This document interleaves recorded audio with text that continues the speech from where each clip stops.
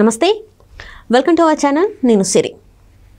AP మాజీ ముఖ్యమంత్రి జగన్మోహన్ రెడ్డి గారైతే ఏపీలో శాంతి భద్రతలు కరువైపోయాయి, అసలు లేవు, అందుకే మోదీ గారికి లేఖ రాశాను, ఒకసారి అపాయింట్మెంట్ ఇస్తే అన్నీ వివరిస్తాను, ఏపీలో ఏమేమి జరుగుతున్నాయి అని చెప్పేసి ఒక లేఖ రాయడం అయితే జరిగింది. అపాయింట్మెంట్ ఒకవేళ ఇవ్వకపోతే ఢిల్లీలో ధర్నాకి దిగుతానని కూడా తను చెప్పడం జరిగింది. మరి ఏమవుతుంది ఏంటనేది మరి వివరించడానికి మనతో పాటు ఉన్నారు ప్రముఖ సీనియర్ జర్నలిస్ట్ డివిఎస్ గారు. నమస్కారం సార్. నమస్తే సార్. ఇప్పుడు చూస్తుంటే ఏపీ మాజీ ముఖ్యమంత్రి జగన్మోహన్ రెడ్డి గారు మోదీ గారికి ఒక లేఖ రాశారు. ఏంటంటే ఏపీలో శాంతి భద్రతలు కరువు అయిపోయాయి, ఇక్కడ ఇలా అంటే చాలా చిన్న చిన్న గొడవలు కూడా రాజకీయ పరంగా చూసి ప్రజల్ని ఇబ్బంది పెడుతున్నారు, మీరు ఒకసారి అపాయింట్మెంట్ ఇస్తే మీ దగ్గర మిమ్మల్ని కలుస్తాను, మాట్లాడతాను అని చెప్పేసి తను ఒక లేఖ రాయడం జరిగింది. అయితే అపాయింట్మెంట్ దొరకకపోతే ఢిల్లీలో ధర్నాకు దిగుతానని చెప్పేసి కూడా మరి మాట్లాడుతున్నారు. మరి ఏం జరుగుతుంది అంటారు? 2 yearly ఇంత తొందరగా ఇంత పెద్ద కార్యక్రమం చేపట్టడం అవసరమా? ఎందుకంటే ఇప్పటికి ప్రభుత్వం ఏర్పడి 30 రోజులు 40 రోజులే, 40 days.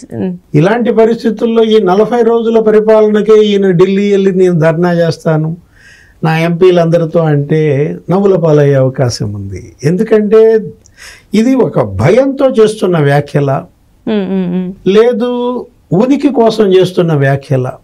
జగన్మోహన్ రెడ్డి ఇవాళ చేస్తున్నటువంటి ఈ పనులన్నీ కూడా ఈ శాంతి భద్రతల గురించి ఆయన మాట్లాడతాం హాస్యాస్పదంగా మారుతోంది. ఎందుకంటే జగన్మోహన్ రెడ్డి 5 ఏళ్ల పరిపాలన వెక్కిరిస్తోంది. ఈరోజు వాళ్ళ మీడియాలో కూడా 2 full పేజీ కథనాలు వేశారు, నారా రూప రాక్షసం అని. హెడ్డింగే నారా రూప రాక్షసం అని పెడితే వీళ్ళందరికీ చదివే వాళ్ళకి ఏం గుర్తొస్తుంది? నారాసుర రక్త చరిత్ర గుర్తొస్తుంది, వివేకానంద రెడ్డి హత్య గుర్తొస్తుంది, వివేకానంద రెడ్డి హత్య కేసులో చెప్పిన అబద్ధాలు గుర్తొస్తాయి. అది అసలు హత్యే కాదు, గుండెపోటు అన్నారు. హత్యని బయటపెట్టిన తర్వాత అది తెలుగుదేశం చేయించిందన్నారు. చంద్రబాబే చేయించాడు, లోకేషే చేయించాడు అని చంద్రబాబు చేతిలో గొడ్డలు పెట్టి రక్తం చుక్కలు కారుతున్నట్టుగా నారాసుర రక్త చరిత్ర అని పెడితే జనం నమ్మిన పరిస్థితి మొదట్లో. తర్వాత సిబిఐ ఎంక్వైరీలో ఎవరు చంపినట్టు వచ్చింది, ఎవరు అరెస్ట్ అయ్యారు? దానికి కారణం వివేకానంద రెడ్డిని బంధువులే చంపారని, వైసీపీ వాళ్లే చంపారని. ఇప్పుడు ఆ వైసీపీ ఎంపీ తండ్రిని అరెస్ట్ చేశారు, ఎంపీ అవినాష్ రెడ్డిని కూడా ఉన్నారు. A7 A8 8 మంది నిందితులు జగన్మోహన్ రెడ్డి మనుషులే అయినప్పుడు మరి అది నారాసుర రక్త చరిత్ర అని రాసింది ఎంత అభాసుపాలైంది.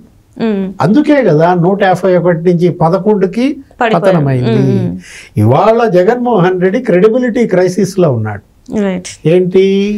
విశ్వాసం కోల్పోయాడు, ప్రజల్లో నమ్మకం కోల్పోయాడు. ఆయన నోటితో వచ్చేదంతా అబద్ధమే, నిజం అసలు మాట్లాడడు అని జనం నమ్ముతున్న దీంట్లో ఇప్పుడు ఇవాళ రాసిందేంటి? నారా రూప రాక్షసం అని రాస్తే జనం నమ్ముతారా? 40 రోజుల్లో అన్ని హత్యలు, అన్ని ఆత్మహత్యలు, అన్ని దాడులు జరిగాయంటే ఎలా నమ్ముతారు? ఎందుకంటే ఒకవైపు 5 ఏళ్ల జగన్ రూప రాక్షసం కనపడుతోంది.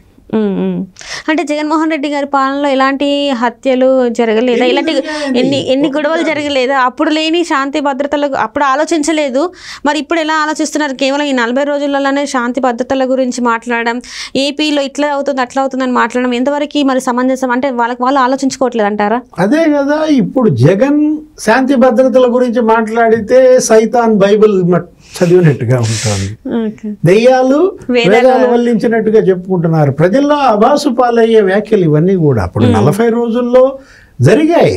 ఎక్కడో చిన్న చితక కొన్ని చోట్ల జరిగాయి, అరకొరగా కొన్ని చోట్ల జరిగాయి. వాటిని భూతద్దంలో నుంచి చూపించి మామూలుగా వ్యక్తిగతంగా జరిగిన హత్యలను కూడా రాజకీయం కోణంలో ముద్రేసి తెలుగుదేశం మీదకి నెడుతున్న దీంట్లో వివేకానంద రెడ్డి హత్య కేసుని తెలుగుదేశం మీద నెట్టింది కాస్త అబాసు పాలైనట్లే ఇప్పుడు ఇది కూడా అబాసు పాలయ్యే అవకాశం ఉందన్నమాట. ఇప్పుడు వినుకొండ వెళ్ళాడు ఇవాళ, అక్కడ ఏంటి జరిగింది?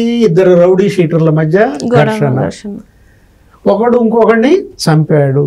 ఈ రౌడీ షీటర్లు ఇద్దరికి ఇంకొక బాస్ ఉన్నాడు. వీళ్ళ ముగ్గురిని పెంచి పోషించింది బొల్లా బ్రహ్మనాయుడు అంటున్నారు. వైసీపీలో ఉన్నాళ్ళు వీళ్ళంతా కూడా గత 5 ఏళ్లుగా. అతనేదో ఒకడు మారితే మారి ఉండొచ్చు ఎలక్షన్కి ముందు, అతను కూడా మా పార్టీ వాడు కాదని అక్కడ ఎమ్మెల్యే ఆంజనేయులు అంటున్న పరిస్థితిలో రౌడీ షీటర్ల మధ్య అక్కడ రౌడీ గ్యాంగుల హత్యని రాజకీయంగా చూసి దాన్ని తెలుగుదేశం మీదకి నెట్టి ఇప్పుడు రౌడీ కుటుంబాన్ని పరామర్శించడానికి జగన్మోహన్ రెడ్డి వెళ్ళడం ద్వారా జగన్ ఎవరి కోసం పనిచేస్తున్నాడు?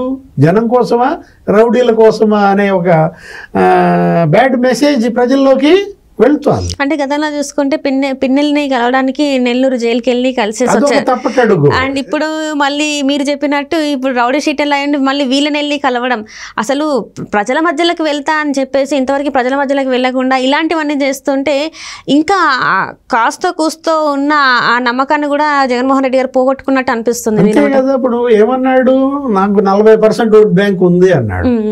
40% ఓట్ బ్యాంకు నిలబెట్టుకునే ప్రయత్నం చేయకపోగా ఇప్పుడు వరదలో కొట్టుకుపోయేవాడికి ఏదో గడ్డిపూస దొరికితే ఎట్లుంటుందో అట్లా దీన్ని అడ్డం పెట్టుకుని ఆయన ఏదో ఉనికిని చాటుకునే ప్రయత్నం కనపడుతోందే తప్ప, దీన్ని అడ్డం పెట్టుకుని నువ్వు ఢిల్లీలో ధర్నా చేస్తే ఎంతమంది ఎంపీలు ఉన్నారని ధర్నా చేస్తావు? 4 ఎంపీలు, 11 మంది రాజ్యసభ సభ్యులతో మీరు చేసే ధర్నా ఎలా ఉంటుంది? అంటే ఇక్కడి నుంచి మళ్ళీ అందరినీ తీసుకెళ్లాలా? ఇక్కడ నగుబాటు చాలదనా? ఢిల్లీలో మళ్ళీ నగుబాటు పాలవ్వడం. ప్రధాని మోడీ అపాయింట్మెంట్ కోరుతూ రాసిన లేఖ, అందులో అన్నీ కూడా అబద్ధాలే. 35 మంది హత్యలు అంటాడు, 31 మంది ఆత్మహత్యలు అంటాడు, 1150 దాడులు అంటాడు, 2700 మంది గ్రామ బహిష్కారాలు అంటాడు. గతం గుర్తొస్తుంది ఇదంతా కూడా. జగన్ రూప రాక్షసం గుర్తొస్తుంది. ఆ 5 ఏళ్ళు సజీవ దహనాలు, శిరోముండనాలు, హత్యలు. తెలుగుదేశం పార్టీ వాళ్ళు వేసిన పుస్తకాలు 1558 మందిని హత్య చేశారంట 5 ఏళ్లలో. 300 మంది బీసీలను చంపారంట. 1000 మంది మహిళల హత్య అంట ఆ 5 ఏళ్లలో. 200 మంది ఎస్సీ ఎస్టీల హత్య అంట.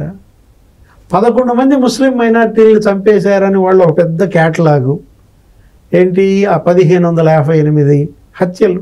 వీళ్ళ ఈ 40 రోజుల పరిపాలనని మాట్లాడేది అని విమర్శగా. అంటే జగన్మోహన్ రెడ్డి తప్పటడుగులు ఏ విధంగా అటు పరిపాలనలో సీఎంగా వేసినవి తప్పటడుగులే. పోనీ ప్రతిపక్షంలో ఉంచితే ఇప్పుడన్నా సరిగ్గా నడుస్తాడంటే ఇప్పుడు తప్పటడుగులే. నెల్లూరు జైలుకి వెళ్ళి పిన్నెల్లి రామకృష్ణారెడ్డి పరామర్శించడం ఒక తప్పటడు. అప్పుడు కూడా ఆయన మీడియా ముందుకు వచ్చేసి ఏవేవో మాట్లాడడం ఫిక్స్ చేశాడు. ఎవరిని? పిన్నెల్లి రామకృష్ణారెడ్డిని. ఆయన ఏమంటాడు, పిన్నెల్లి రామకృష్ణారెడ్డి అసలు అది మార్ఫింగ్ వీడియో, నేను అసలు పోనే లేదు అని అతను వాదనలు అతను వినిపించుకుంటూ ఏదో బెయిల్ కోసం అతను పాటలు పడుతుంటే ఈయన జైలుకి వెళ్ళి పరామర్శ పేరుతో ఏం చేశాడు? కొట్టాడు. కొడితే తప్పేంటి? అక్కడ రిగ్గింగ్ చేస్తుంటే మా వాడి కోపం వచ్చింది కొట్టాడు అని అనవసరంగా అతను ఇరికిచ్చేసాడు. అంటే జైలుకి వెళ్ళి అతను పరామర్శించడం ఒక తప్పు అయితే, ఇవాళ వినుకొండ ఈ రౌడీ షీటర్ పరామర్శకు వెళ్ళడం అనేది ఆ కుటుంబాన్ని తను రేపొద్దున అసెంబ్లీ సమావేశాలు ఏది ఇంకా 4 రోజుల్లో అసెంబ్లీ సమావేశాలు. అసెంబ్లీ సమావేశాల్లో ఇదే ప్రధానాంశం తీసుకుందాం అనుకుంటే అక్కడ వీళ్ళ ఉనికి లేదు. ఎంతమంది? 11 మంది. అసలు ఈయన వెళ్తాడా లేదా? అసెంబ్లీకి జగన్మోహన్ రెడ్డి వెళ్తాడా లేదా అనే డౌట్. వెళ్ళినా 11 మందితో ఉనికినే కోల్పోయిన పార్టీ ఇప్పుడు అసెంబ్లీలో ఉనికిపోయింది. ఇక జనంలో ఉనికిని నిలబెట్టుకోవటం కోసం చేస్తున్నటువంటి పాటలుగా చూడాలా. Right sir, right. Thank you so much sir.